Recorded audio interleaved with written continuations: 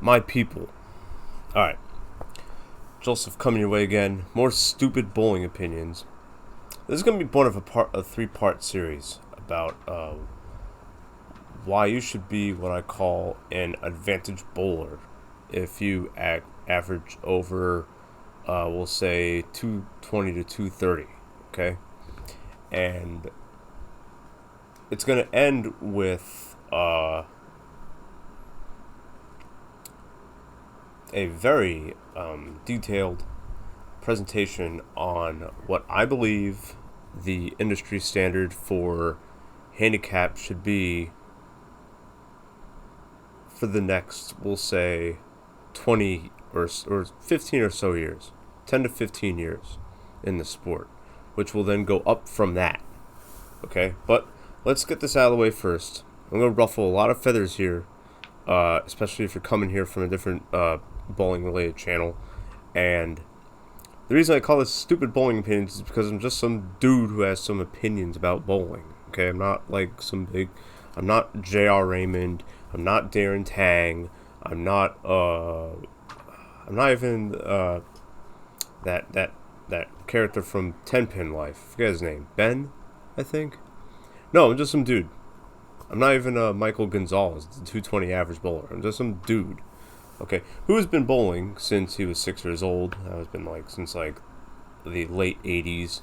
So I have a good amount of stake in this great sport that is a hobby slash, whatever you want to call it. Anyways, so as you can see from the title, if you have a 230 average in league, you're not competitive. Okay? This was actually a response I had from a comment. I watched a lot of a guy named Art of Bowling, a big bowling coach guy, and someone said, and Art was talking about the chicken wing release, and how it's not optimal for scoring, which it isn't, never was.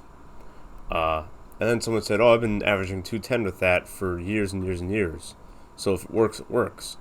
And then I said, so you're screwing yourself out of how many more sticks by having that kind of release. That kind of release it's not optimal. It never was. And there's been science that has proven that over the last, we'll say, I don't know, probably quarter century actually. Yeah.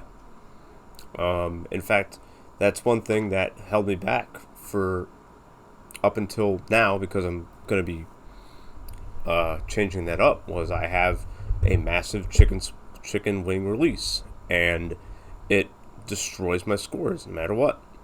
And I'm very accurate when it comes to bowling. I'm very, I know what ball I need to go to whenever the lanes tell me, and that kind of stuff. I know moves.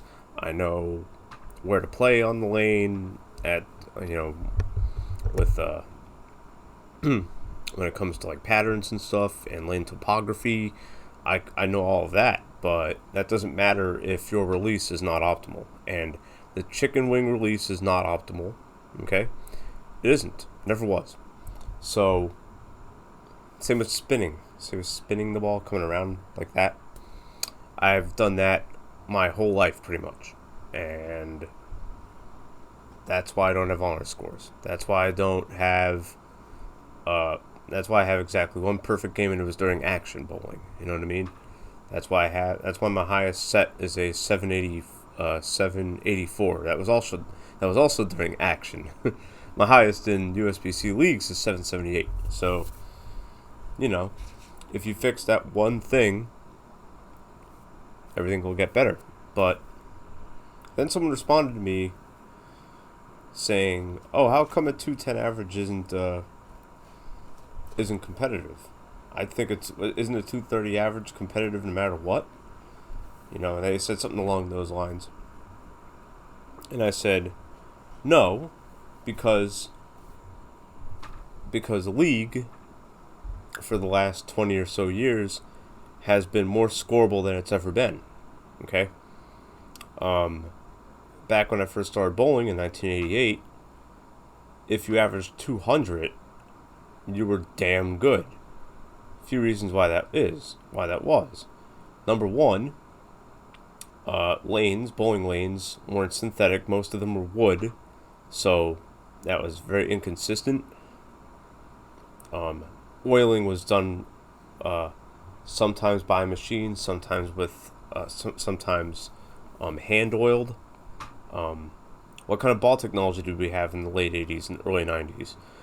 Reactive stuff was just coming out, back in the day, back in the 90s. Okay? In fact, my first ever reactive bowling ball was the Brunswick Attitude 2. That was in 97. Okay? I received it years later in 2002, but, because that was when I really started getting serious into bowling. Otherwise, I was just kind of casually just toss a spare ball around, which I would do really good with, by the way. But yeah, so now leagues currently, house shot is incredibly scoreable, and is nothing compared to sport. It's nothing even compared to challenge patterns. I've encountered.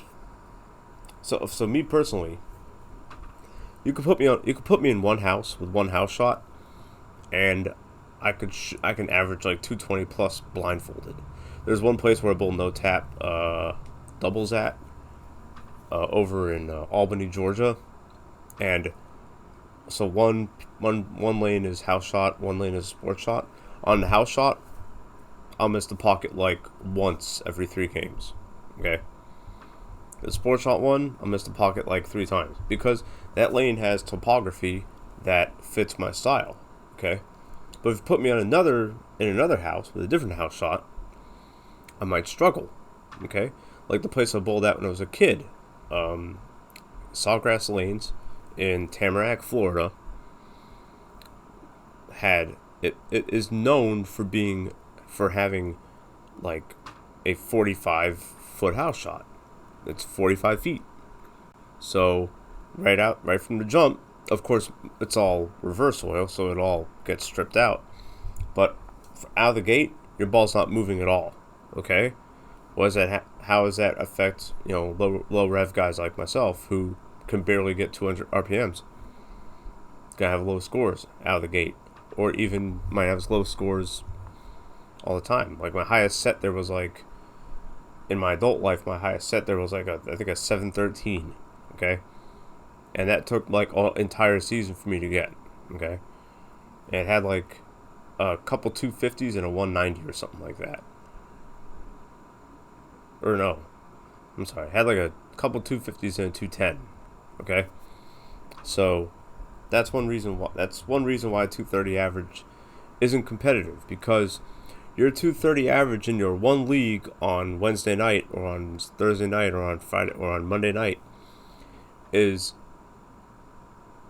not comparable to another night on another house in another environment. Okay?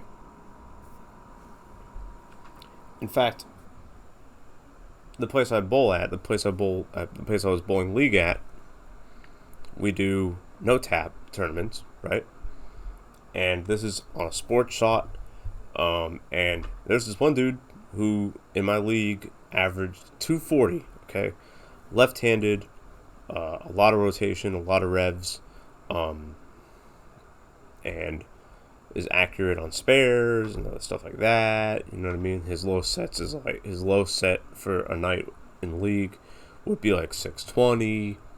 So, and this is just no tap tournament where you get 9 and you strike, right?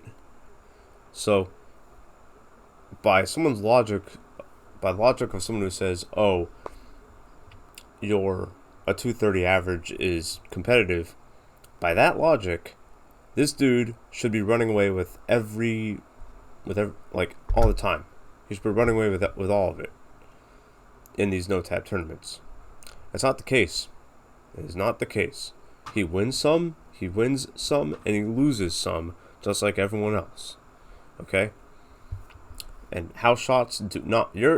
Being successful on a house shot is a different skill set, and you learn this in college bowling. Is a completely different skill set than succeeding on challenge and sport patterns in different environments and different stuff like that. Okay? Completely different.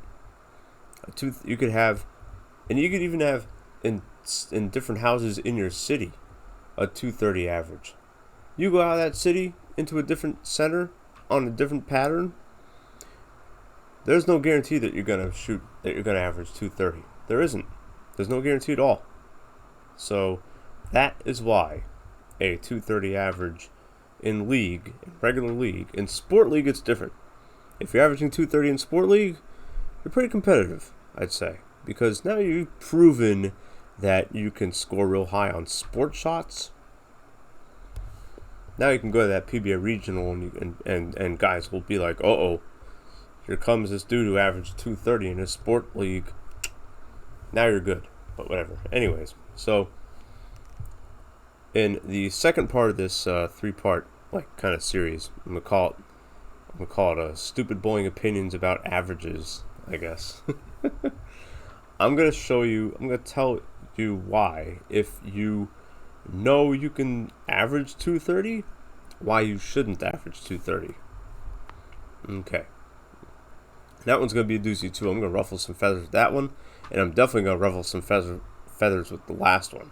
The last one's actually going to be really in depth, and it's going to have a lot of math in it, and it's going to have a lot of just like a lot of statistical data that I'm going to be coming up with, and that one's going to blow everyone's mind. Okay, but the second one's going to be pretty cool. The second one's going to be pretty cool. It's going to ruffle some feathers also, but I don't care. Okay. Anyways, take care. Thank you for listening, watching, whatever. I'll see you in the next video. Peace.